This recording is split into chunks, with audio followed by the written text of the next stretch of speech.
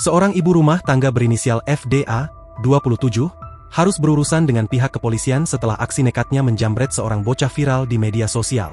Warga Kelurahan Patokan, Kecamatan Situbondo ini diringkus tim Resmob Polres Situbondo di rumahnya pada Selasa, 3 Februari 2026, malam. Penangkapan ini bermula dari rekaman CCTV yang memperlihatkan aksi pelaku merampas perhiasan milik bocah berusia 7 tahun di Desa Semering, Kecamatan Mangaran. Rekaman tersebut beredar luas dan menjadi kunci bagi polisi untuk mengidentifikasi pelaku. Kasih Humas Polres Situbondo, Ibda Slamet Juwana, membenarkan penangkapan tersebut. Ia menjelaskan bahwa modus operandi pelaku tergolong rapi namun tega, karena menyasar anak kecil yang sedang lengah.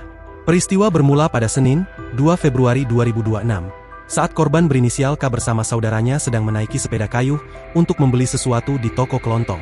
Tiba-tiba, FDA yang mengendarai sepeda motor Honda Scoopy berhenti di depan korban. Pelaku berpura-pura menanyakan alamat kepada korban.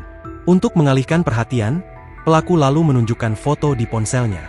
Saat korban fokus melihat layar ponsel, pelaku dengan cepat menarik kalung emas dari leher korban.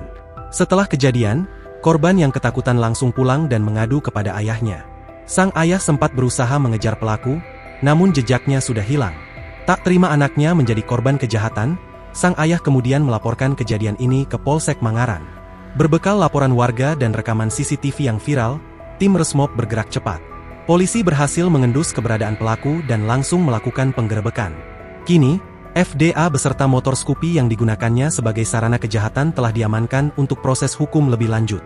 Download Tribun X sekarang, menghadirkan lokal menjadi Indonesia.